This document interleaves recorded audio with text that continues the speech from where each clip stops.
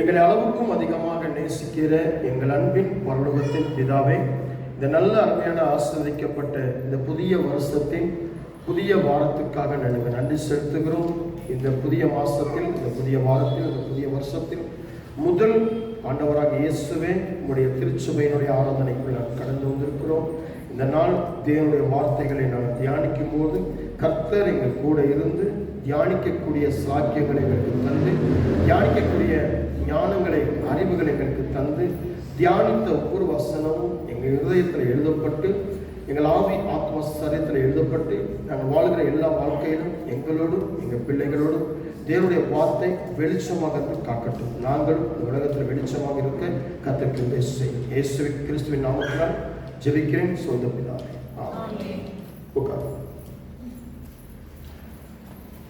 கடந்த வாரத்தின் தொடர்ச்சியாகத்தான் இன்னைக்கு நாம் தேவனுடைய வார்த்தைகளை தியானிக்க போகிறோம்.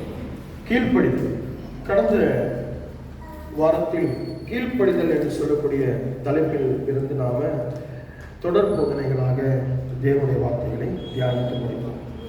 கடந்த வாரத்திலே யோவான் 1ஆம் அதிகாரம் 29 வசனத்திலையும் 1 பேதுரு 1ஆம் அதிகாரம் 19 வசனத்திலையும் தேவ ஆட்டுக்குட்டியானவராகிய இயேசு கிறிஸ்துவையும், தேவ ஆட்டுக்குட்டியானவராகிய இயேசு கிறிஸ்து நம்முடைய பாவங்களுக்காக அவர் ரத்தம் சிந்தி நம்மளை கழுவி சுத்திகரித்ததையும் நாம் தியானித்தோம்.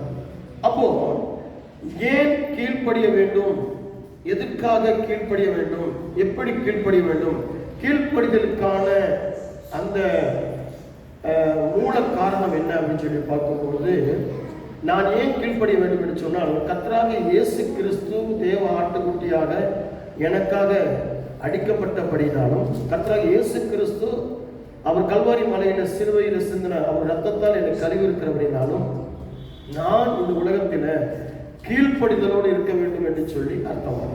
ஆமென். ஹல்லேலூயா. ஏன் கீழ்ப்படிய வேண்டும் அப்படின்னா இதுதான் கீழ்ப்படி.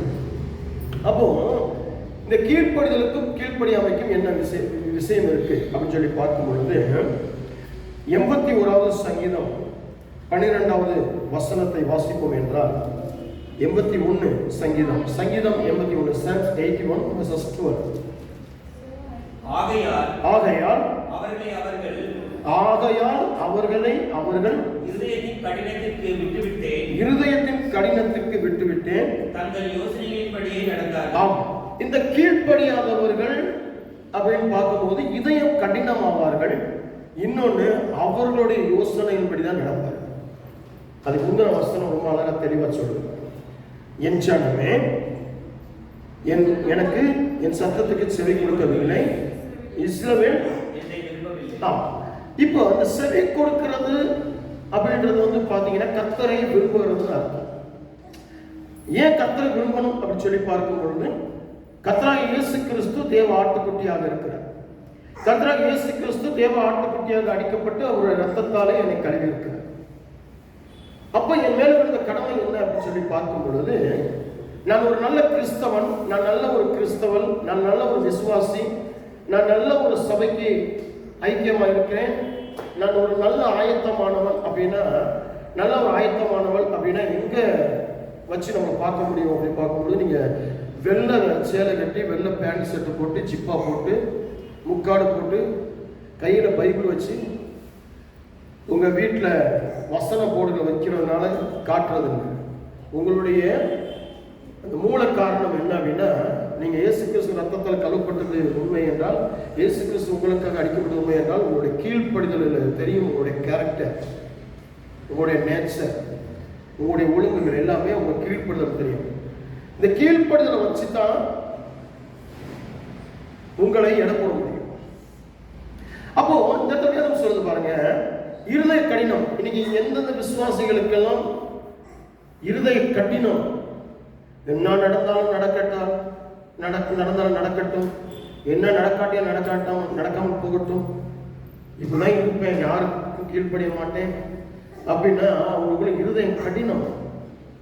இந்த இருதயம் கடினம் அப்படின்றது பாத்தீங்கன்னா அவங்க யோசனை அப்படிதான் நடப்பாங்க. நம்ம என்னத்தை சொன்னோம்னாலும் இந்த கீழ்ப்படியாதவர்கள் அப்படின்னு சொல்லி நம்ம பிரிச்சு, கீழ்ப்படிஞ்சவர்கள் கீழ்ப்படியாதவர்கள் அப்படின்னா இப்ப பிரிக்கணும் அப்படின்னா இருதய கடினமா வந்தானுக்கு வந்தான், போனானுக்கு போனான். அவன் செய்கிறதான் செய்வான், அவன் யோசனை தான் நடக்கும், அவன் நினைக்கிறதா நடக்கும், அவன் திட்டம் போகிறதா நடக்கும், அவள் திட்டம் போகிறதா நடக்கும், அவள் சொல்றதா நடக்கும். அவனும் அவளும் ராஜாவா ராணியா இருப்பாங்க. அவங்களுடைய இதயம் கடினமா இருக்கும், எதுக்கும் வந்து கலந்துக்கிற மாட்டாங்க, ஏதோ ஒரு நல்லது கெட்டதுக்கு கலந்துக்கிற மாட்டாங்க, இருதயம் கடினமா வச்சுக்குவாங்க. ஒரு பயங்கரமா நல்லா பேசுற மாதிரி, ஒரு ஆறுதலா பேசுற மாதிரி கூட அவங்களுடைய பேச்சு இருக்காது, கடினமா தான் இருக்கும். அதை வச்சே நம்ம இடம் போடலாம். இவங்க கர்த்தருக்கு கீழ்ப்படியாதவங்க, கர்த்தரை விரும்பாங்க. அப்போ இந்த கர்த்தரை விரும்பாதவர்கள், கர்த்தரை ஏற்றுக்கொள்ளாதவர்களுக்கு அவ்வளவு வித்தியாசம் எப்படின்னு பார்க்கும்போது பாருங்க. 28 உபாகம புஸ்தகம் 28வது அதிகாரம். உபாகம புஸ்தகம் 28வது அதிகாரம்.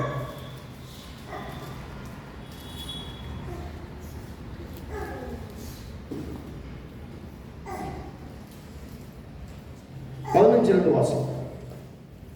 இன்று நான் உனக்கு விதிக்கிற உன் தேவனாகிய கர்த்தருடைய எல்லா கற்பனைகளின் படியையும் நடக்க கவனமாய் இருப்பதற்கு அவருடைய சத்தத்துக்கு செவி கொடாது போவாயாகில் இப்பொழுது சொல்லப்படும் சாபம் எல்லாம் உண்மையில் வந்து உனக்கு பழிக்கும். நடக்காம பாருங்க. கீழ்ப்படியாதவர்கள், கர்த்தருக்கு செவி கொடுக்காமல், கர்த்தரை விரும்பாமல், உன் இருதய கடினப்படியாக உன் இருதயம் சொல்றபடி உன்னுடைய யோசனைப்படி நடப்பாய் என்று சொன்னால் உனக்கு சாபம் வரும். ஆனா சாபம் எப்படி இருக்கும்? வெளிரங்கமா இருக்காது, மறைஞ்சிருந்து நம்ம இருப்பாங்க. நிறைய பேருக்கு நம்ம சாபத்தில் இருக்கிறோமா அப்படின்னு நிறைய பேருக்கு தெரிய மாட்டேங்குது. காரணம் என்ன அப்படின்னா, இந்த சாபம் என்பது எப்படின்னா மறைமுகமா நம்மளை தாக்கக்கூடியது, நிழல் போல நம்மளை பின்பற்றக்கூடியது, வெளியரங்கமாக இருக்கும். கர்த்தர் கொடுக்குற ஆசீர்வாதம் வெளியரங்கமாக இருக்கும். ஆனால் சாபம் என்பது எப்படி இருக்கும்னா, நல்லா தூங்குவோம், நல்லா சாப்பிடுவோம், நல்லா உட்காருவோம், நல்லா பேசுவோம், நல்லா தான் இருப்போம். ஆனால் நம்ம செய்கிறது ஒவ்வொன்றும் ஏதோ ஒரு வகையில் தப்பாகவே இருக்கும். தப்பாகவே எப்படி அப்படின்னு வாசிப்போம். நீ பட்டணத்தில் நடக்காம பாருங்க, பட்டணத்தில் சபிக்கப்பட்டு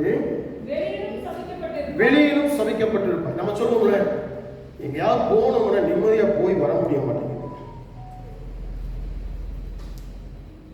எங்கேயாவது போனோம்னா நிம்மதியா போய் வர முடிய மாட்டேங்குது. போயில நல்லா தான் போனேன், வரையில ஒரு பிரச்சனையோடு வரேன். போன இடத்துல ஒரு பிரச்சனை. நான் பாட்டுக்கு வண்டியில போயிட்டு இருந்தேன், ஏத்தாப்புல வண்டியில வந்தவன் அல்லது பக்கத்துல வண்டியில வந்தவன் அல்லது நடந்து போயிட்டு இருந்தவன் ஏதோ ஒண்ணு பண்ணிட்டான், அங்கிருந்து வர டென்ஷனோட வரேன். இதுதான் மறைஞ்சிருந்து தாக்க சாபம். வெளியிலும் சமைக்கப்பட்டிருப்ப, வெளியில யாரும் என்னை மதிக்க மாட்டேன்றாங்க, யாரும் என் பேச்சை கேட்க மாட்டாங்க, யாரும் எனக்கு வந்து என்னை ரெஸ்பெக்ட் கொடுக்க மாட்டேன்றாங்க. நம்ம சொல்லுவோம், என்னை யாருமே மதிக்க மாட்டேன்றாங்க பிரதர், யாருமே எனக்கு ரெஸ்பெக்ட் கொடுக்க மாட்டேன்றாங்க. மரியாதை என்பது நீ கேட்டு வாங்குறது கிடையாது, நீ சொல்லி வாங்குறது கிடையாது. உன்னுடைய கேரக்டர், உன்னுடைய நேச்சர்ல இருக்கு. நீ கர்த்தரை விரும்பினால், நீ கர்த்தருக்கு செவி கொடுத்தால், நீ உன்னுடைய இருதயம் கடினம் இல்லாமல், உன்னுடைய ஆலோசனை இல்லாமல், நீ தேவ ஆலோசனையில நடப்பாய் என்று சொன்னால், தேவன் சொல்றதுக்கு போய் தேவன் சொல்றதுக்கு வருவாய் என்று சொன்னால் நடக்கும். யோனாவை எடுத்துக்கோங்க. யோனாவை எடுக்கும்போது பாருங்க, யோனா வந்து என்ன பண்ணிட்டு ஆண்டவர் சொன்னாரு, நீ நினிவே பட்டணத்துக்கு போ. அவன் இல்ல நினிவே பட்டணத்துக்கு போனா அங்க பெரிய ஆபத்து இருக்கு, பெரிய அழிவு இருக்கு. அவங்க அழிவு ஆபத்தை கொண்டு போய் இந்த ஜனங்கள் மத்தியில் நான் சொல்ல மாட்டேன், நான் தர்சீசுக்கு ஓடி போறேன். ஆனா தர்சீசுக்கு போகும்பொழுது அவன் கப்பல் ஏறினான். அந்த கப்பல் அவன் மரியாதை இல்லை. மரியாதை கொடுத்தாங்களா? மரியாதை கொடுத்தாங்களா? மரியாதை இல்லை. அவன் ஒரு விதமான சாபம் அவனை தாக்கிச்சு. சீடு குடிக்க போறாங்க. யார் இங்க ஆண்டவர் சொல்றாங்க, ஆண்டவருக்கு விரோதமாய் பாவம் செய்கிறவன் எவனோ தெரியும். அவனை வச்சுதான் எனக்கு இந்த நம்முடைய போட்டுக்கு, நம்முடைய கப்பலுக்கு ஏதோ ஒரு ஆபத்து வரும். அப்ப சீட்டு குடிக்க போடு, சீட்டு குடிக்க போடுவான். அவன் யோனாவுடைய பேர் வருது. அவன் யோனாவை தூக்கி கட்ட தூக்கி நம்மகிட்ட கடலுக்குள்ள போட்டான். கடலுக்குள்ள போன உடனே கர்த்தர் அப்படி விட்டுல அவனை மறுபடியும் மறுபடியும் என்ன பண்றாரு? மறுபடியும் அவனை மீன் வயிற்றுக்குள்ள மூடி வச்சு பாதுகாக்கிறார். மனம் திரும்புவான். இன்னைக்கு கீழ்ப்படியாத உங்களை கூட பார்த்து, கர்த்தரை விரும்பாத உங்களை கூட பார்த்து, கர்த்தர் இன்னைக்கும் யோனாவை மீனின் வயிற்றுல வச்சு பாதுகாக்கிறது போல எங்கேயும் உங்களை பாதுகாத்து மனம் திரும்புவீங்க, மனம் திரும்புவீங்க, மனம் திரும்புவீங்க, மனம் திரும்புவீங்கன்னு சொல்லி கர்த்தர் எதையோ எதிர்பார்த்து கொண்டே இருக்கிறார். அடுத்து, நீ பட்டணத்திலும் சபிக்கப்பட்டிருப்பா, வெளியிலும் சபிக்கப்பட்டிருப்பான்னு சொன்ன பிறகு உன் கூடையும் மாப்பு செய்கிற தொட்டியும் சபிக்கப்பட்டிருக்கும். நல்ல கவனமா பாருங்க. உன் கூடையும் மாப்பு செய்கிற தொட்டியும். அப்போ சாப்பாடு சொல்லுவோம்ல, கை நிறைய உழைக்கிறேன் பிரதர், கை நிறைய உழைக்கிறேன் சிஸ்டர், கை நிறைய உழைக்கிறேன் பாஸ்டர், கை நிறைய உழைக்கிறேன், ஆனால் நிம்மதியான சாப்பாடு இல்லை. ஒருவேளை சாப்பாடு நல்லா ஆறாம அமர்ந்து உட்கார்ந்து ஒரு ருசிச்சு ரசிச்சு ஒரு கறியோ மீன், என் வீட்டில் கறி தான், என் வீட்டில் மீன் தான், என் வீட்டில் நல்ல ஒரு குழம்பு தான், நல்ல சாப்பாடு, நல்ல பிரியாணி தான், நல்ல ஹோட்டலில் வாங்கி நாங்கள் சாப்பிட்டதான் செய்கிறோம், நல்லா தான் இருக்கிறோம். ஆனால் எப்படி இருக்கு? நிம்மதி இல்லாமல் சாப்பிடும், முறுமுறுப்போடு சாப்பிடும், சண்டையோடு சாப்பிடுகிறோம், பிதற்றத்தோடு பதற்றத்தோடு சாப்பிடுகிறோம், வம்பு கட்டாயமாக ஏதோ சாப்பிட்டு வைக்கணும் அப்படின்றதுக்காக நம்ம என்ன பண்ணிட்டு இருக்கிறோம்? சாப்பிட்டு இருக்கோம். ஏதோ நீங்க நிறைய வீடுகளில் பாருங்க, எல்லாம் செஞ்சு வச்சிருப்பாங்க, சண்டை போட்டு என்ன பண்ணிடுவாங்க? சாப்பிடாம அவன் போய் படுத்து தூக்கிடுவாங்க, பட்டினி பசியோட. இதுதான் மாப்பு செய்கிற தொட்டி சபிக்கப்பட்டிருக்கும். சபிக்கப்பட்டிருக்கும். வீட்டில் அரிசி பருப்பு சாமான் எண்ணெய் எல்லாமே இருக்கும், ஆனால் சாப்பிட ஆக்கிறதுக்கு, ஆனால் ருசியா ஆக்கிறதுக்கு, அதை சமாதானத்தோடு சாப்பிட்றதுக்கு நமக்கு என்ன இருக்காது? ஒரு நிம்மதி இருக்காது. இதான் நான் சொல்ல, மறைஞ்சிருந்து தான் சாபம். சாபம் வெளியில தெரியவே மறைஞ்சிருந்து தான் எல்லாம் இருக்கும், ஆனால் அனுபவிக்கும். அடுத்து, உன் கர்ப்பத்தின் கனியும் உன் இடத்தின் கனியும் உன் மாடுகளின் பெருக்கமும் உன் ஆடுகளின் மந்தைகளும் சபிக்கப்பட்டிருக்கும். நல்ல காரணமான கர்ப்பத்தின் கனி பிள்ளைகளுக்கும் அது தாக்கும். நம்ம வளர்க்குற மாடு ஆடு கண்ணுக்குட்டி கோழி எல்லாத்துக்கும் தாக்கும். நம்ம வச்சுக்கிற நிலத்துக்கும் தாக்கும். ஏன் அப்படி தாக்குது? நல்ல வீடு இருக்கு, நல்ல வீட்டுக்கு நிறைய எனக்கு தெரிஞ்ச ஒரு பாஸ்டர் தான். அந்த பாஸ்டர் சொல்லுவார், பாஸ்டர் கை நிறைய பணம் இருக்கு, சொந்தமா வீடு இடம் இருக்கு, ஆனால் எனக்கு வீடு கட்டுறதுக்கு எனக்கு தேவ சித்தம் வரல அப்படின்னா. அது ரொம்ப கரெக்டான விஷயம். இடம் இருந்து கையில பணம் இருந்து நம்ம இஷ்டத்துக்கு ஒரு வீடை கட்டுறதை விட கர்த்தருடைய சித்தம் இல்லாம அந்த வீடை கட்டணும் என்ன ஆகும்? ரொம்ப யோசிக்க வேண்டிய கரெக்டான பாயிண்ட். அந்த பாஸ்டர் சொல்லும்போது நான் கவனிச்சு கேட்டது விஷயம், கர்த்தருடைய சித்தத்துக்கு கையில பணம் இருக்கு, அவங்களோட சொந்தமா இடம் வாங்கி வச்சிருக்காங்க, ஆனா கட்டல. ஆனா எதுக்காக காத்திருக்காரு? தேவனுடைய சித்தத்துக்கு, தேவனுடைய சித்தத்தை காத்திருக்காரு. ஆனா இன்னொரு சகோதரன், அவருடைய சகோதரன் என்ன பண்றாரு? அந்த வீட்டை கட்டுறாரு, அந்த இடத்துல அவருடைய இடத்துல அவர் வீட்டை கட்டுறாரு. ஒரு பெரிய காத்து வருது, காத்துக்கு அவர் போட்டிருக்க சீட்டெல்லாம் பறந்து போகுது, வீடெல்லாம் இடிச்சு வருது. அவருடைய வீடு பள்ளமாகும். அப்போ நல்ல கவலை பாருங்க, தேவனுடைய சித்தம் இல்லாமல் கட்டின வீட்டுக்கும் தேவனுடைய சித்தத்துக்கு காத்திருக்கிற இந்த மனுஷனுக்கு வித்தியாசம் இருக்கு. என் பணம் இருக்கு, என் இடம் இருக்கு, என்னுடைய இருதய கடினத்துக்கு என்னுடைய யோசனைக்கு நான் செய்திருந்தால் ஒருவேளை இவருடைய வீடும் பக்கத்து இடம் இவருக்கு என்ன இருக்கும்? அப்ப தேவன் காத்திருக்க வைக்கிறார், காத்திருக்க வைக்கிறார். நம்ம காத்திருக்கும் பொழுது என்ன நடக்குது? அதுதான் விஷயம், ஆசீர்வாதத்துக்காக. அப்போ இந்த இடத்துல அடுத்த வரும், நீ வருகையிலும் சபிக்கப்பட்டிருப்பாய், நீ போகையிலும் சபிக்கப்பட்டிருப்பாய், என்னை விட்டு விலகி நீ செய்து வருகிற எல்லா துக்கியம். நல்ல கவனம் பாருங்க, என்னை விட்டு நீ செய்து வருகிற எல்லா துக்கியம். ஆண்டவரை விட்டு நீ என்ன செஞ்சாலும் அது துக்கிரியது தான், கெட்ட விஷயம், கெட்ட வேலை. ஆண்டவர் இல்லாமல் நீங்க என்ன வேலை செஞ்சாலும், ஆண்டவர் இல்லாமல் என்ன வியாபாரம் பண்ணாலும், ஆண்டவர் இல்லாமல் நீங்க என்ன பேசி செய்து முடிச்சாலும் அது துக்கிரியை. துக்கிரியைனா கெட்ட வேலை என்று அர்த்தம். அதனாலதான் கீழ்ப்படிங்க கீழ்ப்படிங்க கீழ்ப்படிங்க கீழ்ப்படிங்க அப்படின்னு சொல்லி உங்களை நாங்க என்ன பண்றது சொல்லிக்கிட்டே இருக்கு. வசந்த வாசியம், என்னை விட்டு விலகி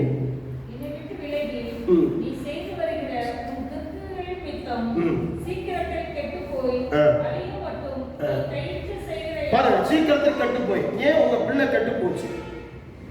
ஏன் உன் புருஷன் கெட்டு போனாரு, ஏன் உன் மனைவி கெட்டு போனாங்க, ஏன் உன் குடும்பம் கெட்டு போச்சு அப்படின்னா சாபம். அதை சொன்ன மனஞ்சிலிருந்து தாக்குற சாபம். நம்ம நினைப்போம் ஊதாரித்தனமா நம்ம சொத்தை விட்டுட்டோம், பொழைக்க தெரியாம பொழைச்சிட்டோம். இல்ல, சாபம் எந்த வகையிலையும் நம்மளை தாக்கி வந்திருக்கிறது. இருக்கீங்களா? கை கெட்டது வாய் கேட்டல பாஸ்டர் அப்படின்னு சொல்லுவாங்க தெரியுமா? கை கெட்டது வாய் கேட்டல, இது எல்லாமே சாபம். மறைந்திருக்கு தாக்கம். சாபம் கண்ணுக்கு தெரியவே தெரியாது. நம்ம கூட நிழலுக்கு நிழலா இருக்கும். நிழல் மாதிரி நமக்கு நல்லா இருக்கிற மாதிரி தான் இருக்கும், நல்லா சாப்பிட்ற மாதிரி தான் இருக்கும், நல்லா தூங்குற மாதிரி தான் இருக்கும், நல்ல இடம் வீடு வாசல் இருக்கிற மாதிரி தான் இருக்கும். ஆனால் எங்கேயோ ஒரு வகையில அது விரயமாக்கிட்டே இருக்கும்.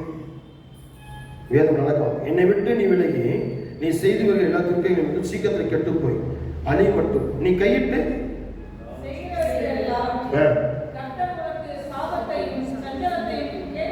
எவ்வளவு வேலைகள் கையிட்டு செய்கிற எல்லாத்துக்கும் சாபத்தை வரவைப்பார் அப்படின்னா, கேடுகளை வரவைப்பார் அப்படின்னா, செய்கிற வேலைகளெல்லாம் ஒரு பிரச்சனை, வியாபாரத்திலாம் ஒரு பிரச்சனை, நிம்மதியா வேலை செஞ்சு வர முடியல, நிம்மதியா வியாபாரம் செஞ்சு வர முடியல, ஏதோ ஒரு வகையில நம்ம தாக்கிட்டு இருக்கிற சாபம்னு அர்த்தம்.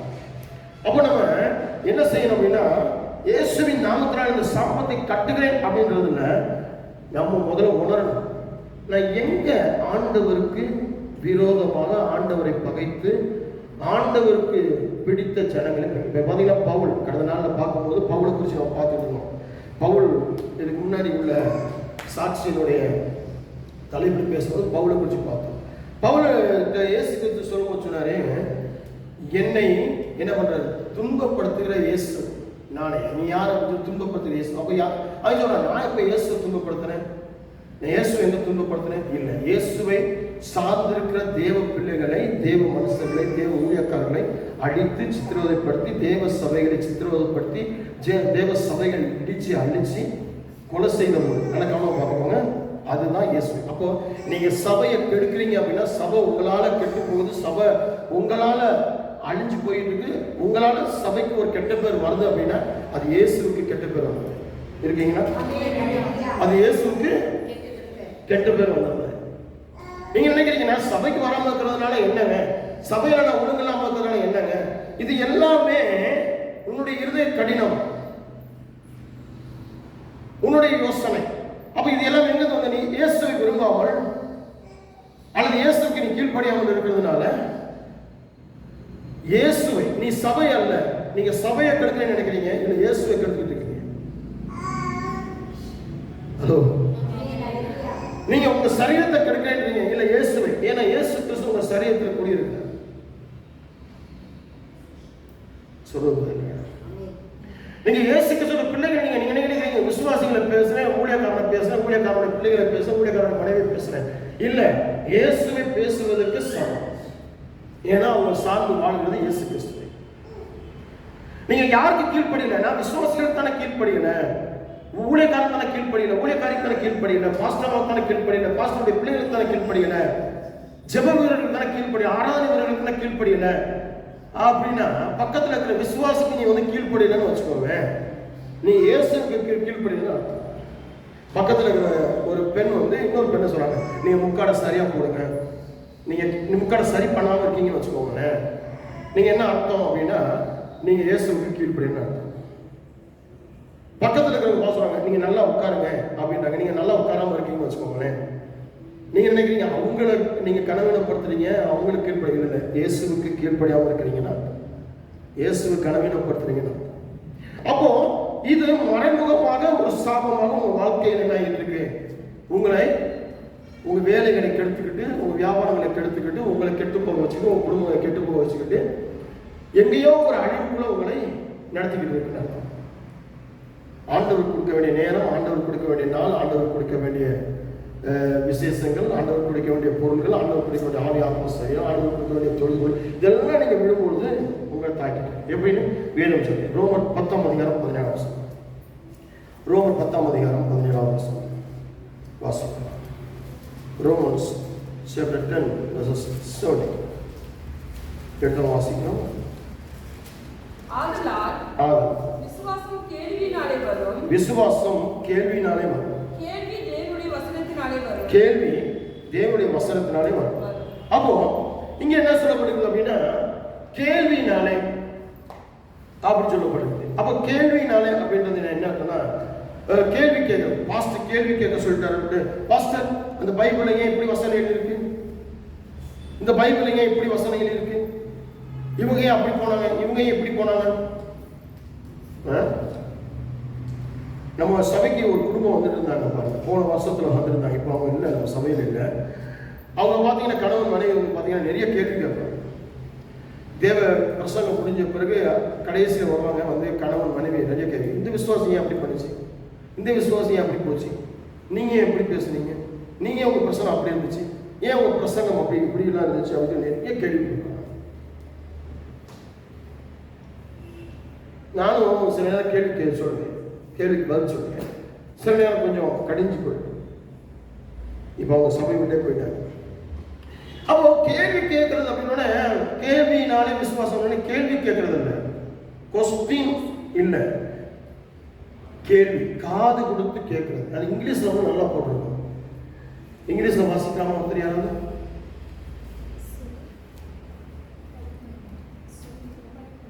இங்கிலீஷ்ல வாசிக்கலாமா? So then faith comes by hearing and hearing by the word of God. Hearing The word of God. word of God. Hearing the word of God. தேவனுடைய வார்த்தையை கேட்கிறது, கீழ்ப்படுகிறது. தேவனுடைய வார்த்தைக்கு கீழ்ப்படுகிறது. அதனால யாத்திராகம புஸ்தகத்தில் வாசிக்கும் போது ரொம்ப அழகாக வாசித்தோம். 15ஆம் அதிகாரம் 26ஆம் வசனம். கர்த்தருடைய வார்த்தைக்கு கவனமாய் செலுத்துவது. நியமங்கள் நல்ல கவனமா பார்த்துக்கோங்க. நியமங்கள், அதுக்கடுத்து என்ன வருது அங்க பிரமாணம், கட்டளை, 3 காரியங்கள் அங்க சொல்லப்படுது. அப்போ இந்த நியமம் என்பது என்ன அப்படின்னு சொல்லி பார்க்கும் பொழுது ஒண்ணு, ஆண்டவரை அவருடைய நெறிகளை பின்பற்றுது. ஆண்டவரையும் அவருடைய நெறிகளை பின்பற்றுவதா நியமம். அதுக்கு மன தூய்மை, வாய்மை, மகிழ்தல், தெய்வம் வழிபடல் அப்படின்னு சொல்லி அதுக்கு விவரம் சொல்லிக்கிறேன். அதுக்கு நான் இப்போ என்ன அர்த்தம் நியமம் அப்படின்னா என்ன அர்த்தம் அப்படின்னா இங்கிலீஷ்ல வந்து பார்த்தீங்கன்னா ஒரே ஒரு விஷயத்தை மட்டும் சொல்லியிருக்கோம், ரூல்ஸ் அண்ட் ரெகுலேஷன் அப்படின்னு சொல்லி முடிச்சிருக்கோம். அந்த ரூல்ஸ் அப்படின்னு முடிச்சிருக்கோம். ஆனால் இங்கே பிரிக்கிறாங்க. ஏன் தமிழில் வந்து நியமம், அதுக்கடுத்து பிரமாணம், அதுக்கடுத்து கட்டளைன்னு சொல்லி 3ஆக பிரிச்சுக்கலாம். 3 வேறு வேறுன்னு சொல்லி தமிழில் அர்த்தம் பண்ணுது. அப்போ நியமம் என்பதற்கு மன தூய்மை, வாய்மை, தத்துவ நூலோர்தல், மகிழ்தல், தெய்வ வழிபடல் அப்படின்னு சொல்லப்படுது. அதாவது ஆத்ம நெறிகளை பின்பற்றுறது அப்படின்னு சொல்லி. அதுக்கடுத்து அதாவது நல்ல பழக்க வழக்கங்களை, அதாவது நல்ல பழக்க வழக்கங்களை, நற்பண்புகளினால் நல் வாழ்க்கையில அந்த விதிமுறைப்படி பின்பற்றுறது. அதுதான் இந்த இடத்துல சொல்லப்பட்டிருக்கிற நியமம். பிரமாணம் என்றால் என்ன அப்படின்னு சொல்லி பார்க்கணும். உறுதிமொழி, உறுதிமொழி, சத்தியம், விதி, ஆணை அப்படின்னு சொல்லி வேதம் சொல்லு. வேதம் அப்படின்னு அது கூட வருதுங்க. பிரமாணம் அப்படின்னா உறுதிமொழி, சத்தியம், விதி, ஆணை, வேதம். வேதம்னா பைபிள். இது எல்லாமே பிரமாணம். பிரமாணம் இப்போ பிரமாணம் அப்படின்னா இந்த மாதிரி நான் ஒரு உறுதிமொழி. இப்பெல்லாம் பார்த்தீங்கன்னா ஒவ்வொரு வருஷம் பிறக்கிறதுக்கு முன்னாடி நம்ம என்ன பண்ணுவோம் கேட்டிங்கன்னா, ஒரு வருஷம் பிறக்கிற அந்த நைட்டு 31 டிசம்பர் நைட்டு உட்காந்து என்ன பண்ணுவோம் கேட்டிங்கன்னா உறுதிமொழி எடுப்போம். இந்த வருஷத்தில் வரப்போகிற புதிய வருஷத்தில் நான் பைபிளெல்லாம் படித்து முடிச்சிருவேன், புதிய ஆத்மாக்கள்லாம் கொண்டு வருவேன், சாட்சியாக வாழ்வேன், குடும்பத்தை அப்படி பண்ணுவேன். இப்போ அதெல்லாம் இப்போ சபைகளில் இப்போ நிறைய சபைகள் அது செய்கிறது இல்லை. ஏன் அப்படின்னா அது பொய்யாவே இருக்கு. நிறைய ஆத்மாக்களை பாஸ்டர் என்ன பண்ணுறாங்க, உறுதிமொழி எடுங்கன்னு சொல்லி சொல்ல வைப்பாங்க. ஆனால் யாருமே உறுதிமொழிகளை பின்பற்றது கிடையாது. நம்ம கூட சொல்லுவோம் பார்த்தீங்கன்னா இன்னைக்கு மனம் திரும்பிடுவோம், இன்னைக்கு நாளைக்கு மனம் திரும்பிடும் அவங்க சொல்லிகிட்டே இருப்போம். பட் அது என்ன பண்ணுவோம், நம்ம அந்த ரிப்பண்ட் கூட நம்ம வரமாட்டோம். அதனால தான் நிறைய பேர். அடுத்து கட்டளை. கட்டளை அப்படின்னு சொன்னா என்ன அப்படின்னு சொன்னா ஆணை, பின்பற்றி நடக்க வேண்டிய விதி, கட்டுப்பாடு, தரம் அப்படின்னு சொல்லி அர்த்தம். இப்போ அதாங்க வேதம் ரொம்ப அழகா சொல்றாங்க. அங்க வாசிக்கும் போது 15:26 யாத்திரை 15:26 வாசிக்கும் போது நியமம், பிரமாணம், கட்டளைன்னு சொல்லி பிரிச்சிருக்கிறாங்க. அப்போ இந்த இதெல்லாம் நமக்கு வேணும். ஆண்டவரை பின்பற்றி நடக்கிறது, அவர் ஆணையை நம்ம கை கொள்றது ஒரு தரத்தோட இருக்குது. தரம்னு சொல்லி கட்டளைன்னு சொன்னா ஒரு தரம். இங்கிலீஷ்ல வந்து ஆர்டர், கமாண்ட்மெண்ட், டிகிரி, மேண்டேட் அப்படின்னு சொல்லி அர்த்தம் வரும். அப்போ இதுக்கெல்லாம் என்ன அர்த்தம் சொல்லி பார்க்கும்போது பின்பற்றி தரம். அப்ப கிறிஸ்தவர்களுக்கான ஒரு தரம் இருக்கு. இருக்கீங்களா? கிறிஸ்தவர்களுக்கான ஒரு தரம் இருக்கு. நீ கிறிஸ்தவனாக இருப்பாய்ன்னு சொன்னா, ஒரு கிறிஸ்தவனாக இருப்பேன்னு சொன்னா, ஒரு விசுவாசியாக இருப்பேன்னு சொன்னா, ஒரு தேவ சபையில நீ பங்காளியாக உறுப்பினராக இருப்பேன்னு சொன்னா உனக்கு ஒரு தரம் இருக்கு. அந்த தரம் எங்க கண்டறியப்படும் சொன்னால், உன்னுடைய அழகுல கிடையாது, உன்னுடைய சொத்து மதிப்புல கிடையாது, உன்னுடைய படிப்பு அறிவுல கிடையாது, உன்னுடைய கீழ்ப்படிதல் இருந்து தரம் பிரிக்கப்பட்டது. ஹலோ, இந்த தரம் எங்க பிரிக்கப்பட்டிருக்கு அப்படின்னு சொல்லி பார்க்கும்போது, இந்த விசுவாசிக்கு சொத்து இருக்கு, இந்த விசுவாசி நிறைய காணிக்கை கொடுக்குது, இந்த விசுவாசி அழகா இருக்கு, இந்த விசுவாசி அறிவா இருக்கு, இந்த விசுவாசி படிப்பா இருக்கு, நிறைய படிப்பாளி, இந்த விசுவாசி நல்ல ஒரு வேலையில ஒரு கவர்மெண்ட் ஜாப்ல இருக்கு, இல்ல ஒரு நல்ல ஒரு இன்ஜினியரா இருக்கு, இது நல்ல ஒரு அதிகாரத்தில் இருக்கு அப்படின்றது இதை வச்சு இல்ல, தரத்தை வச்சு. அப்ப தரம் என்பது எதுல பிரிக்கப்படும்? கிறிஸ்தவன் நல்ல ஒரு கிறிஸ்தவன், நல்ல ஒரு கிறிஸ்தவன், நல்ல ஒரு குடும்ப ஒரு ஸ்திரீ, ஒரு நல்ல குடும்ப மனுஷன் அப்படின்னு சொல்லி பார்க்கணும். எதை பார்க்கணும்னா கீழ்ப்படும். இந்த கீழ்ப்படுதலை வச்சுதான் பிரிக்கப்படுது. என்னுடைய தாய் தகப்பன் இருந்த காலத்துல, எங்களுடைய வாழ்நாட்கள் பார்த்தீங்கன்னா, எங்க தாய் தகப்பன் நல்ல ஒரு கீழ்ப்படுதல் உள்ள, எனக்கு கிடைச்ச நல்ல பேரண்ட்ஸ் வந்து கீழ்ப்படுது, எனக்கு கிடைச்ச மனைவி என்னுடைய பிள்ளைகள்லாம் பார்த்தீங்கன்னா கீழ்ப்படுதல் உள்ள. அப்ப காரணம் என்ன அப்படின்னு சொல்லி பார்க்கும்போது தரம், கிறிஸ்துவுக்குள்ள இருக்கக்கூடிய தரம். இன்னைக்கு இவங்க நல்ல ஜெபம் பண்றீங்க, நீங்க தரமான கிறிஸ்தவன். நீங்க நல்லாவே ஜெபம் பண்ணல, நீங்க தரமில்லாத கிறிஸ்தவன். நீங்க நல்ல உபவாசம் பண்றீங்க, நீங்க தரமான கிறிஸ்தவன். நீங்க ஜெபமே நீங்க நல்ல உபவாசம் இருக்கல, நீங்க தரம். இப்படி இல்லை, உங்க உபவாசத்தையும் உங்களுடைய ஜெபத்தையும் வச்சு தரத்தை பிரிக்கிறது கிடையாது. எதை வச்சுன்னா உங்களுடைய கீழ்ப்படிதல். இந்த கீழ்ப்படிதல் மூலமா உங்களுடைய சபையினுடைய ஒழுங்குகள், உங்களுடைய குடும்ப ஒழுங்குகள். இப்ப பாத்தீங்கன்னா சபையில ஒரு மாதிரி, குடும்பங்கள்ல ஒரு மாதிரி, வீட்டுல ஒரு மாதிரி, வேலையில ஒரு மாதிரி, வியாபாரத்துல ஒரு மாதிரி தான் நடப்பாங்க. இதெல்லாம் வந்து பாத்தீங்கன்னா ஒழுங்கு கிடையாது. இது வந்து பாத்தீங்கன்னா தரம் கிடையாது. எல்லாத்துலயும் ஒரே மாதிரி. நீ சபையில எப்படி நடக்கிறையோ, உன்னுடைய பாஸ்டருக்கு முன்னாடி, ஒரு விசுவாசிக்கு முன்னாடி எப்படி நடக்கிறையோ, அதே போல உன் வேலைகளிலையும், உன் வியாபாரத்திலையும், உன்னுடைய படிப்பிலையும், உன்னுடைய குடும்பத்திலையும், உன்னுடைய வீடுகளையும் இருக்கணும். நீ எங்க போனாலும் உன்னுடைய தரம் குறையக்கூடாது. அதனாலதான் யோவான் 1:29, 1 பேதுரு 1:19 சொல்லும்போது, இயேசு கிறிஸ்து உனக்காக ஆட்டுக்குட்டியாக மாறி, உனக்காக அடிக்கப்பட்டு, அவருடைய ரத்தத்தாலே உன்னை கழுவி இருக்கிறவங்க. இது இப்போ தரம் எங்க தோன்றிருக்கு அப்படின்னா, இயேசு கிறிஸ்துவோடைய ரத்தத்தினால நீ கழுவப்பட்டப்படுகிறார். அப்போ நீ இயேசுவை விரும்பணும். இயேசு விரும்புறது மட்டுமல்ல, அவருக்கு நீ கீழ்ப்படியணும். அப்போ உன் இருதயம் அவனை விரும்பும் பொழுது, அவர் கீழ்ப்படியும் போது, அவருக்கு செவி கொடுக்கும் பொழுது, அவருடைய திட்டத்துக்கு, அவருடைய யோசனைக்கு அவர் செவ்வளமாய் நடக்கும் பொழுது, உன் இருதயம் கடினமாக, உன் இருதயம் கிலேசமாக இருக்கும், இலேசாக இருக்கும். புரியுதா சொல்லு? உன்னுடைய இதயம் கிலேசமாக, லேசாக, நல்ல சந்தோஷமாக. இன்னைக்கு பார்த்தீங்கன்னா இருதயத்தில் ஒரு ஒரு சிரிப்பே இருக்கு. இருதயத்திலிருந்து ஒரு சிரிப்பே, ஏன்னா இதயத்தில் உள்ளது வாய் பேசும். அதனால இதயத்தில் நீங்க சமாதானம் இருந்தால் வாய் சமாதானம். நிறைய பேர் சிரிக்கிறதுக்கு என்ன பண்ணுவாங்க, காசு கேட்பாங்க. ரொம்ப அப்படியே கஷ்டப்படுத்தி வாயில ஒரு துணை வச்சு ஸ்தோத்திரம் பாஸ்டர் அப்படின்னா, அங்கிட்டு போய் திட்டிருப்போம் பாஸ்டர். புரியுதா? அடுத்தபடி வாசிப்போமா? அதனால நான் கேள்வினாலே, நீங்க கீழ்ப்படுகிறதுனால தான் விசுவாசமே உங்களுக்கு வரும். விசுவாசம் வந்து நீங்க கீழ்ப்படுத்தாதான் வரும். அடுத்து வாசிப்போமா? சங்கீதம் 103, 3-5 வரைக்கும். சங்கீதம் 103, 3-5 வரைக்கும்.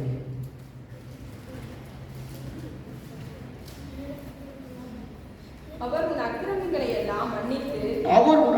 எல்லாம் மன்னித்து, நோய்களை எல்லாம் குணமாக்கி, பிராணனை அழிவுக்கு விலக்கி, மீட்டு உன்னை கிருபையினாலும் இரக்கங்களினாலும் முடிசூட்டி, நன்மையினால் உன் வாயை திருப்தி. கவனம் பாருங்க, நன்மையினால் உன் வாயை திருப்தி ஆக்குறார். எப்ப அப்படின்னா கீழ்ப்படி. நீங்க கீழ்ப்படிஞ்சாதான் உங்களுடைய பாவமே மன்னிக்கப்படும். இருக்கீங்களா? நீங்க கீழ்ப்படியும் பொழுதுதான் உங்கள் அக்கிரமங்களே மன்னிக்கப்படும். நீங்க கீழ்ப்படியும் பொழுதுதான் நீங்க மீட்கப்படுவீங்க. நீங்க கீழ்ப்படியும் பொழுதுதான் உங்களுக்கு கிருபையும் கர்த்தருடைய இரக்கமும் உங்களுக்கு கிடைக்கும். நீங்க கீழ்ப்படியும் பொழுதுதான் உங்களுக்கு வாழ வயது போல ஆசீர்வாதம். நீங்க இதை விட்டு வாழ வயது வரணும்னு சொல்லி நீங்க லேகியம் சாப்பிட்றதுலையும் எக்ஸசைஸ் செய்யறதுலையும் ஒரு வாலிபம் வராதுங்க. ஸ்ட்ரெச்சர், பாடி ஸ்ட்ரெச்சர் நீங்க எக்ஸசைஸ் செய்யறதுலையும் டயட்லையும் இருக்கீங்க. நீ நிறைய பேர் பார்த்தீங்கன்னா டயட் பண்ணணும். இனி குண்டா இருக்குன்னு சொல்லிட்டாங்க, அதனால காலையில் வச்சு ஓடிக்கிட்டு இருக்கேன், நடந்துக்கிட்டு இருக்கேன், வெயிட்டு தூக்கிட்டு இருக்கேன், என் பாடி நல்லா ஸ்ட்ரெச்சராக வரணும், அழகாக வரணும். இனி எல்லாருக்கும் குண்டேன்னு சொல்லி குண்டான பொண்ணு குண்டான பையன் சொல்லி என்னை ஒதுக்குறாங்க, கேலி பண்ணுறாங்க.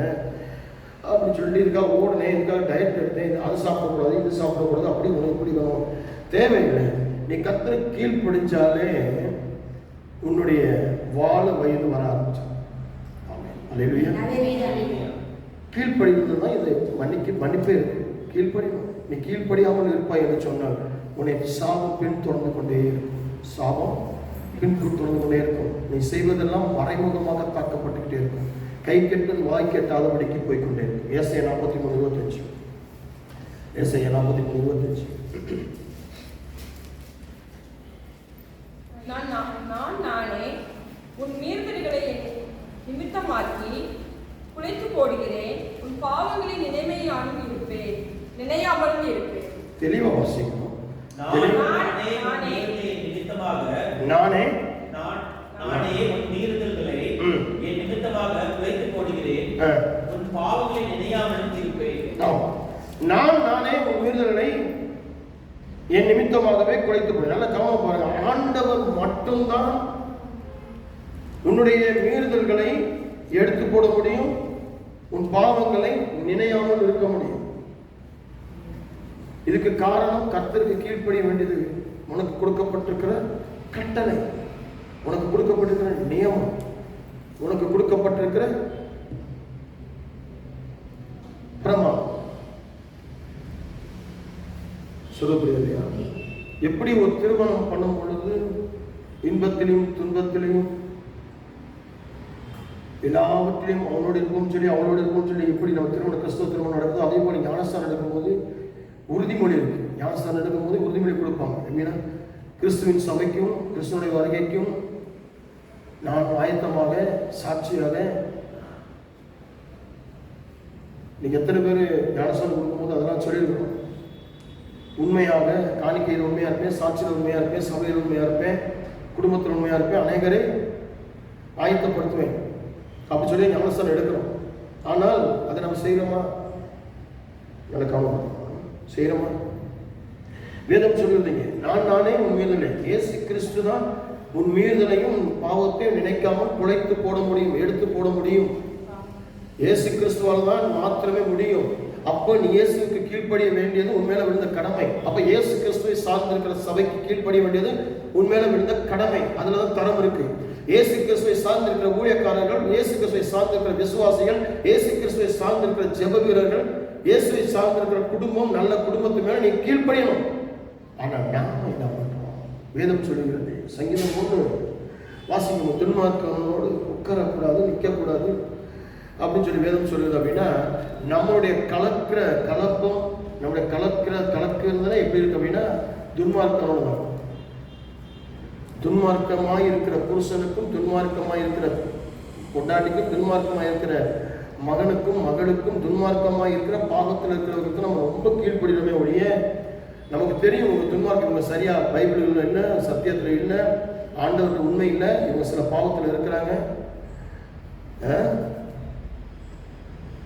அப்படின்னு நம்ம தெரியும். ஆனா அவங்களுக்கு தான் நம்ம ரொம்ப கீழ்ப்படியும்.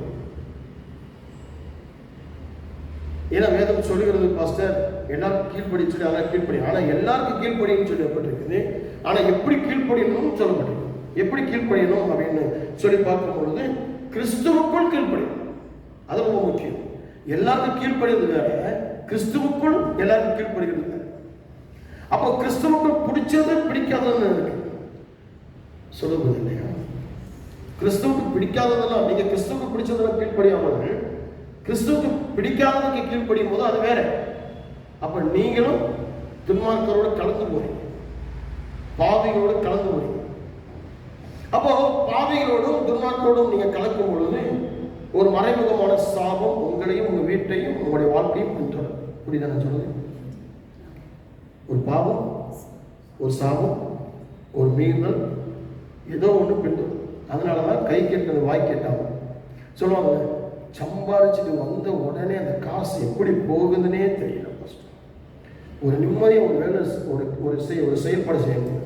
நம்ம நினைப்போம் ஒரு சம்பாரிச்சு ஒரு பொருள் வாங்கிட்டோம், ஒரு தங்க பொருள் வாங்கிட்டோம், கொஞ்ச நாள் இருக்கும். அந்த தங்க பொருள் என்ன பண்ணுவோம், கொண்டு போய் அடகு வைப்போம். அடகு வச்ச உடனே என்ன ஆயிரும், அது திருப்ப முடியாமல் போயிடும், வட்டி ஏறி போயிடும், கடைசியில் அது மூழ்கி போயிடும், அதுக்கு கடைசியில் மட்டும் போயிடும்.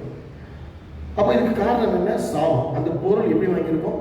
ஏதோ ஒரு சாபத்தில் வாங்கியிருக்கோம், கர்த்தருக்கு கீழ்ப்படியாமல் வாங்கியிருக்கோம். நான் ஒரு வீடு கட்டுறேன், இடம் வாங்கியிருக்கேன், ஒரு வீடு கட்டுறேன், அந்த வீடு கட்டி முடிக்க முடியல, ஒவ்வொரு தடையா இருக்கு. இந்த தடைகளை மீறி கட்டி நான் வீடு குடி போறேன். குடி போனோன்னு என்னால் அந்த வீட்டில் இருக்க முடியல. அந்த வீட்டுக்குள்ள ஒரே வம்பு, வழக்கு, சாபம், மீறலா இருக்கு. இது எல்லாமே கர்த்தருக்கு கீழ்ப்படியாமல். அப்போ உடனே என்ன பண்ணணும் அப்படின்னா, நம்ம கர்த்தருக்கு கீழ்ப்படியாமல் நம்ம திரும்ப என்ன பண்ணணும், கர்த்தருக்கு கீழ்ப்படிய வைக்கிறது ரெஃபரன்ஸ். கர்த்தருக்கு இனிமேல் கர்த்தருடைய கீழ்ப்படியா இருக்க, கர்த்தருக்கு கீழ்ப்படியா இருக்க, கர்த்தருக்கு கீழ்ப்படியா. இனிமேல் கர்த்தர் சொல்றது மட்டும்தான் நான் செய்வேன். கர்த்தர் யார் மூலமாக பேசுவார், எப்படியாலும் பேசுவார். பைபிள் மட்டும் இல்ல, சிறு குழந்தைங்க மூலமா பேசுவார், ஒரு அந்நிய மனுஷன் மூலமா கூட பேசுவார். காக்கா கூட பேசுறவர், புறா கிட்ட பேசுறவர், கழுதைகிட்ட பேச வச்சவர், மீன் மூலமா பேச வச்சவர், எங்கேயாவது பேச வைப்பார். ஆண்டவர் சத்தத்தை கவனம். அதான் சொல்லி வேணும், இது ஆண்டோட சத்தமா, இது மாம்ச சத்தமா, இது சாத்தான் சத்தமா, இது பிசாசுகள் சத்தமா சொல்லி கவனமா கேட்கும். எல்லாம் எனக்கு வர நினைவு எல்லாமே ஆண்டவர் பேசுறாரு. நான் பைபிள் படிக்கிறது தான் ஆண்டவர் பேசுறேன். நான் சர்ச்சில் உட்காந்துக்கும் போது தான் பேசினேன். நான் ஜெபம் பண்ணும்போது தான் பேசினேன். உபவாசம் பண்ணும்போது பேசினேன். ஏன் உபவாசத்துல இயேசு கிறிஸ்துவோடு சாத்தான் பேசலையா? ஜெபம் பண்ணிட்டு இருக்கல சாத்தான் பேசலையா? சொல்லுங்க. தேவனுடைய ஆலயத்துல யோகோடு பேசலையா? இருக்கீங்களா? அப்போ எதை வச்சு நம்ம பிரிக்க முடியும்? கவனமாய் கேட்கறதுனா, கவனமாய். எனக்குள்ள ஒரு நினைவு வந்துச்சு அப்படின்னா, ஒரு யோசனை வந்துச்சு, ஒரு கற்பனை வந்துச்சு, ஒரு படம் வந்துச்சுன்னா உடனே பகுத்தறியணும். கவனமாய் உட்காரணும். கவனம் தேவை. உடனே பாருங்க, இந்த பஸ் லாரிலாம் பார்த்தீங்கன்னா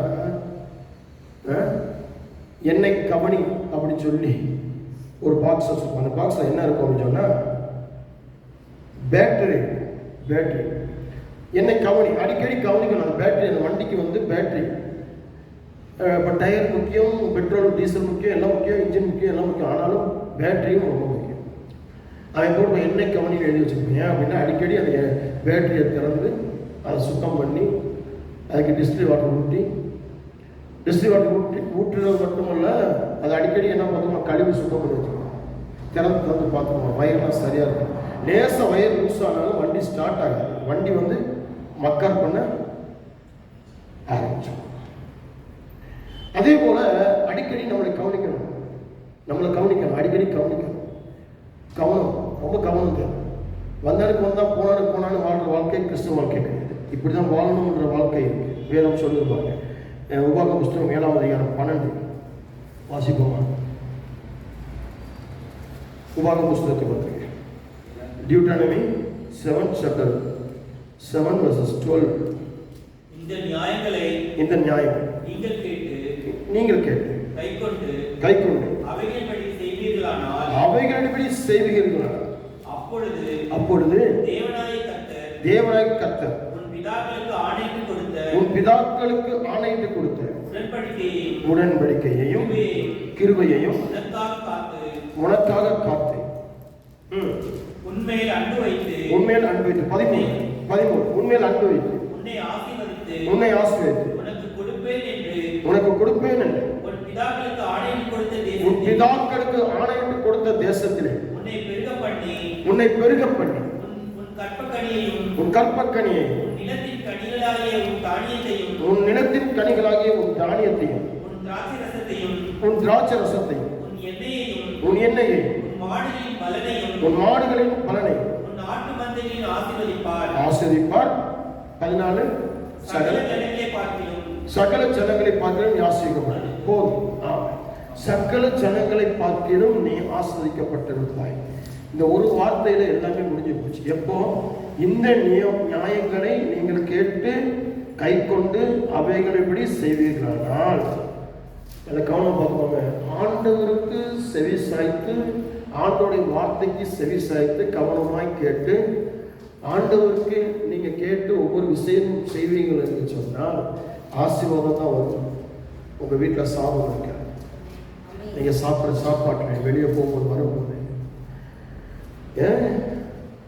மாப்பசைகளை தொட்டி எல்லாமே ஆசிரியப்படும். நீங்க சாப்பாடே இல்லாமல் இருந்தாலும் உங்களுக்கு சாப்பாடே கொடுப்பாங்க. தீர்க்கதரிசி எடுத்துக்கிட்டீங்க அப்படின்னு சொன்ன, எளியா தீர்க்கதரிசி எடுத்துக்கிட்டீங்க அப்படின்னு சொன்னா, சாப்பாடு இல்லாத பக்கத்துல அக்கம் பக்கத்துல ஹோட்டலே இல்லைங்க, பக்கத்துல எங்கேயுமே கேட்டரிங் இல்லைங்க. அவன் போய் ஒளிஞ்சிருக்கான். அவன் காக்கா மூலமா பூசிக்கலையா? நல்ல மாம்ச துண்டோட பூசிக்கலையா? அதே போல ஒரு ஒரு ஒரு மலையில வந்து இயேசு கிறிஸ்து பிரசங்கம் செய்யறாரு. அங்க வந்து ஆட்கள் அங்க ஒண்ணுமே இல்லை, குறைவான அப்பம் குறைவான மீன் நிறைவாக்கி எல்லாரையும் போசிக்கலையா? சொல்லுங்க. ஆண்டவருக்கு ஆசீர்வதிக்கிறதுக்கு எதுவுமே இல்லைனாலும் வெறும் கச்சாடி தண்ணி ஊற்றி திராட்சரசமா மாத்தலையா? என்னுடைய ஆண்டவர், நம்முடைய ஆண்டவர், உயிரோட இருக்கிற ஜீவன் உள்ள தேவன். அப்போ கீழ்ப்படிஞ்சா எல்லாமே நடக்கும். கீழ்ப்படிஞ்சா எல்லாமே நடக்கும். நீங்க கீழ்ப்படியாட்டினா மறைமுகமா சாபம். நல்ல வேலையில இருப்பீங்க, நல்ல சொத்துல இருப்பீங்க, நல்ல வீடு வாசலோட இருப்பீங்க, நல்ல வீடு கட்டுவீங்க, நல்ல வேலையில இருப்பீங்க, அதிகாரத்தில் இருப்பீங்க, அதிகாரியா இருப்பீங்க, நல்ல படிப்புல அந்தஸ்துல இருப்பீங்க, எல்லாமே இருக்கும். ஆனால் சாபம் உங்களை எதுலையுமே நிம்மதியா இருக்கும். ஆனால் எதுவுமே இருக்காது. ஆனா நீங்க கீழ்ப்படுவீங்க, எல்லாமே ஆசிரியம். இதுதான் வித்தியாசம் கிறிஸ்துவுக்குள்ள இருக்கிறவர்களுக்குள்ள கொடுக்கப்பட்ட விஷயம். இப்போ வாசிப்போம் 28:1, 28ஆம் அதிகாரம் முதல் வசனம் வாசிப்போம். இன்று நான் உனக்கு விதிக்கிற உன் தேவனாகிய கர்த்தருடைய கட்டளையின்படி எல்லாம் செய்ய நீ கவனமாய் இருக்கும்படிக்கு அவர் சத்தியத்திற்கு உண்மையாய் செவி கொடுப்பாயாக. இன்று நான் உனக்கு விதிக்கிற உன் தேவனாகிய கர்த்தருடைய கட்டளைகளின்படி எல்லாம் செய்ய நீ கவனமாய். முதல்ல ஆண்டவருடைய கட்டளைகளுக்கு கவனம், இரண்டாவது ஆண்டவருடைய சத்தத்துக்கு உண்மையாய் செவி. நல்லா கவனம் வரும், உண்மையாய் செவி கொடுக்கும். இப்ப நீங்க இந்த உண்மை கீழ்ப்படுதலை பற்றி எடுத்துட்டோம் அப்படின்னா, பொய்க்காக சும்மா நாச்சு சொல்லிட்டு அப்படியே கண்ணை மூடிக்கிட்டு, ஏசப்பா இனிமேல் நான் உனக்கு கீழ்ப்படுகிறேன், உனக்கு நான் கீழ்ப்படுகிறேன் அப்படின்ட்டு வெளியே போன உடனே உங்க இருதய கடினப்படி, உங்க இருதய யோசனைப்படி, நீங்க புறஜாதிகள் சொல்றபடி, பாவிகள் சொல்றபடி, துன்மார்க்கன் சொல்றபடி நீங்க அவங்களெல்லாம் கேட்டு நடந்து ஆடி அசைஞ்சுக்கிட்டு இருப்பீங்கன்னு சொன்னா அது வெறுமையாகி. இங்க வேதம் சொல்லு, உண்மையாய் கேட்டு, உண்மையா ஆண்டோட சொல், உண்மையாய் வேதம் சொல்றோம் அழகா. நீ கவனமா இருக்கும்படிக்கு அவர் சத்தத்துக்கு உண்மையாய் செவி கொடுப்பையால், உண்மையாய் செவி கொடுப்பையானால் உன் தேவனாய் கர்த்தர் பூமியில் உள்ள சகல ஜாதிகளிலும் உன்னை மேன்மையாக, நீங்க மேன்மையாக வேண்டும் என்று சொன்னால் உண்மையாக கீழ்ப்படியாக. உண்மையா கீழ்ப்படுதல் அப்படின்றது சரீரத்திலிருந்து வரக்கூடாது, உள்ளத்தின் ஆழத்திலிருந்து உண்மை வரும். கீழ்ப்படுதல் உள்ள வரணும். இனிமேல் ஆண்டவர் தான் கீழ்ப்படுவேன். என்னை யார் வெட்டி போட்டார், என்னை யாரும் கைவிட்டார், என்னை யாரும் தள்ளி ஒதுக்கினார், எவ்வளவு பிரச்சனைகள் போராட்டங்கள் வந்தார், என்னை யார் காயப்படுத்தினார், என்னை யார் கெட்டவர்கள் என்று சொல்லி ஒதுக்கி தள்ளினாலும் நான் இப்படிதான் இருப்பேன். என்னுடைய தகப்பன் தாய் வாழ்க்கை, என்னோட தகப்பனுடைய வாழ்க்கையில அவர் எல்லாருமே கோபக்காரர். அவர் நியாயமா பேசுறார், அப்படி பேசுறார், இப்படி பேசுறார், மூஞ்சிக்கார பேசுறாங்க. ஆனா சாகும் வரைக்கும், அவருடைய 76 வயசுல அவருடைய மரணம் வந்துச்சு, அப்போ வரைக்கும் அவர் உண்மையா தான். ஆனா என் தாய் என்ன பண்ணுவாங்க கேட்டீங்கன்னா, பிள்ளைகளுக்காக என்ன பண்ணுவாங்கன்னா நேர்மாறா போயிடுவாங்க, கொஞ்சம் விட்டு கொடுத்து ஏறி இறங்கி போயிடுவாங்க. ஏன்னா தாய் இல்லை. ஆனா இன்னைக்கு நானும் என் தகப்பன் வழியை சார்ந்தாங்க. என்ன நடந்தாலும், சாப்பாடே இல்லாமல் வந்தாலும், எவ்வளவு நோய் வந்தாலும், எவ்வளவு பிரச்சனை வந்தாலும் என் உண்மையை நான் விட்டு போக மாட்டேன். எவ்வளோ பேர் சொல்றாங்க, கொஞ்சம் இந்த ஊழியத்தில் கொஞ்சம் அப்படி லேசாக அப்படி நெஞ்சு கொடுத்தீங்கன்னா உங்களுக்கு ஆசை தேவையில்லை, நான் இப்படியே இருப்பேன். இதனால எவ்வளவு கெட்ட பேர் எடுத்தாலும் சபை விசுவாசிகள் என்னை கெட்டவன் பேர் சொல்லுவாங்க, கோவக்காரன் சொல்லுவாங்க, குடும்பத்தாளர்களை ஒதுக்கி தள்ளி வைப்பாங்க, என்னென்னமோ சொல்லுவாங்க, சொல்லி காட்டுறாங்க, அப்படின்றவங்க இப்படின்வாங்க, என்னமோ பேசுவாங்க. எனக்கு நிறைய பேர் வச்சுருப்பாங்க, என்னை பிதற்றுவாங்க. ஆனாலும் என் உண்மையை மாற மாட்டேன், இப்படி தான் இருப்பேன், யாருக்காக நான் மாற மாட்டேன். அதனால தான் இன்னைக்கும் கர்த்தர் எங்களை போஷித்து எங்களை அல்லேலூயா. அடுத்து 2ஆம் வசனம். நீ உன் தேவனாகிய கர்த்தரின் சத்தத்துக்கு செவி கொடுக்கும் போதுதான் இப்போ சொல்லக்கூட ஆசீர்வாதம்னா உனக்கு வரும். நல்ல கவனம். நீ செவி கொடுக்கும் போதுதான் நீ ஆசீர்வதிக்கவே படுவாய். நல்ல கவனம் பார்த்து. நீ அப்படியே 5 வரைக்கும் நீ வாசிக்கணும் தெரியும். என்ன ஆசீர்வாதம்? பட்டணத்திலும் ஆசீர்வதிக்கப்பட்டிருப்பாய், வெளியிலும் ஆசீர்வதிக்கப்பட்டிருப்பாய். உன் கற்பத்தின் கனி, உன்னுடைய நிலத்தின் கனி, உன் நாடுகளின் பெருக்கம், உன் ஆடுகளின் மந்தையும், உன் மிருக ஜீவனின் பலன் ஆசீர்வதிக்கப்பட்டது. உன் கூடையும் மாப்பிசைகிற தொட்டி ஆசீர்வதிக்கப்பட்டது. எப்போ? ஆண்டவருக்கு நீ உண்மையாக கீழ்ப்படியும் போது, கவனமாய் கீழ்ப்படியும் போது,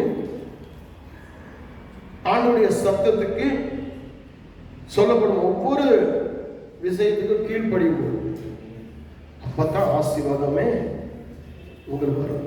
கீழ்ப்படிதல் தான் தரம், கீழ்ப்படிதல் தான் ஆசீர்வாதம், கீழ்ப்படிதல் தான் எனக்கு. கண்களுடைய தலைகளுடைய உச்சரிப்போம். எங்கள் அளவுக்கும் அதிகமாய் நேசிக்கிற என் அன்பின் பரலோகத்தின் பிதாவே, கீழ்ப்படிதல் என்று சொல்லக்கூடியதான ஆண்டவரே தலைப்பின் கீழாக தொடர் போதனையாக போன வாரத்திலும் இந்த வாரத்திலும் நாங்கள் தொடர்ந்து பார்த்து வந்தோம். கீழ்ப்படிதல் கிறிஸ்துவருக்கு மாத்திரமல்ல, ஆண்டவரே ஒவ்வொரு மனுஷனுக்கும் கொடுக்கப்பட்டிருக்கிறதான கட்டளை என்று சொல்லி பார்த்தோம். அதுதான் ஒரு கிறிஸ்தவர்களுக்கான தரம் என்று சொல்லி பார்த்தோம். அந்த கீழ்ப்படிதல்னால தான் ஆசீர்வாதம் வருகிறது என்று சொல்லி, கீழ்ப்படியாமையினால ஒரு மறைமுகமான ஒரு சாபம் எங்களை பின்னோக்கி வருகிறது என்று சொல்லி பார்த்தோம். இன்றைக்கு நாங்கள் உண்மையாய் கர்த்தருக்கு கீழ்ப்படிய, கவனமாய் கர்த்தருக்கு கீழ்ப்படிய, கர்த்தர் சொல்றபடியே நாங்கள் நடக்க எங்கள் இருதய கடினங்களை மாற்றி நாங்கள் கர்த்தரை விரும்ப ஆரம்பிக்க போகிறோம். கர்த்தராக இயேசு கிறிஸ்து எங்களுக்காக அளிக்கப்பட்டு எங்களுக்காக மறித்து எங்களுக்காக உயிர்த்தெழுந்திருக்கிறபடியால் அவருடைய ரத்தத்தால் எங்கள் பிள்ளைகளையும், எங்கள் கணவன் மனைவிகளையும், எங்கள் குடும்பங்களையும், எங்கள் வேலைகளையும், வியாபாரங்களையும், சபைகளையும், எங்கள் தேசம் பட்டணத்தையும் இந்த நாளில் இந்த ரத்தத்தால் நாங்கள் கழுவி பரிசுத்தப்படுத்துகிறோம். இயேசுவே, இந்த வருஷம் முழுவதும் ஜீவனும் ஆரோக்கியமும் சமாதானம் பாதுகாப்பும் ரட்சிப்பும் தீர்க்க ஆயுசுகளும் நீண்ட ஆயுசுகளும் நிறைஞ்சு வருகின்ற பரிபூர்ண ஆயுசுகளும் முதிர் வயசு வரைக்கும் வாழ்ந்து பழகி பெறுகிற தூவி நடப்ப கர்த்தர் இயேசுவின் நாமத்தில் ஜெபிக்கிறோம். சொந்த பிதாவே, கர்த்தர் உங்களை ஆசீர்வதிப்பார். God bless you.